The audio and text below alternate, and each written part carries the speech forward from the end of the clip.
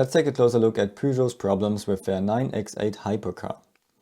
The basic idea of the project was to design a unique hypercar that thinks a bit out of the box, like Peugeot Le Mans prototypes always do, and to have a competitive hypercar ready for the 100th anniversary of the 24 Hours of Le Mans in 2023. The new hypercar rules regulate a minimum drag, a maximum downforce, and a certain aero efficiency. You can learn all details of these new regulations in my other video. Peugeot's unique idea was now to design a car with a well-performing floor, and they could reach the downforce numbers already, even without a rear wing. Because the floor of a race car is around 4 times more efficient than a rear wing, they decided to not use a rear wing to have a low drag design. The drag was now below the mandatory minimum, and so they added a few draggy design features to increase drag to the mandatory number. You can learn more details about the exact design of the Peugeot 9X8 in my other videos below. So they now have a race car without a rear wing, which produces most of the downforce with the floor.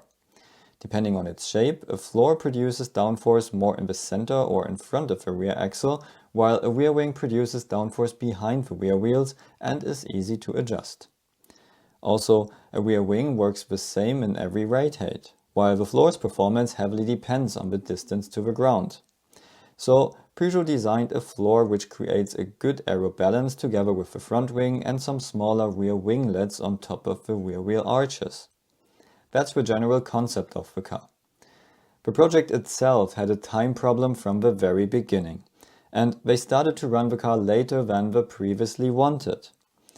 Another point is that if a manufacturer brings a new prototype for Le Mans, they first test it in Sebring, with its bumpy track.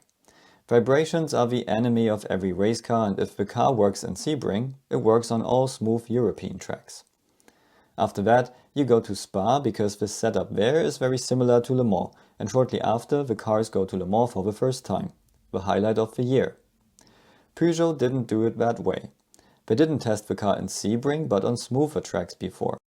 They already had reliability issues there which they couldn't fix until they came to Sebring, and when they arrived there it became a disaster. Both cars came into the pits within the first laps of the race because the gearbox got stuck in one gear. Peugeot explained after the race that this was a non-issue with an actuator, and they are not surprised because they didn't get the update ready in time for the Sebring race. But that wasn't the only issue. The cars also suffered from hybrid and ignition problems, and when they were driving without issues, they were 2 seconds slower than the Toyotas. Why? Because when they rely on downforce from their underbody so much, ride height is important.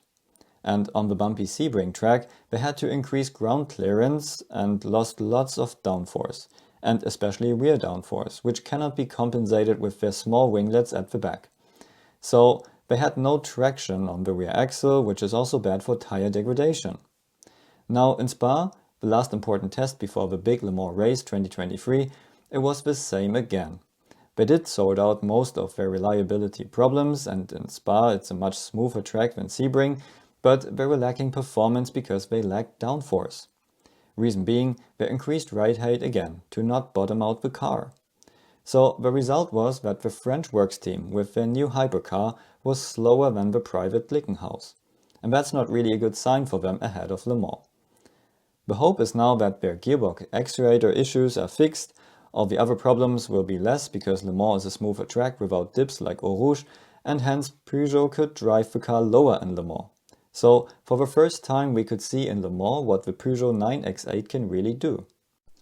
But so far they don't look well prepared, and their unique concept doesn't allow them to trim the car like others can. How do you like the new Peugeot 9X8 without rear wing? Let me know in the comments below, and if you want to know how to design race cars in top categories, check out my online courses below.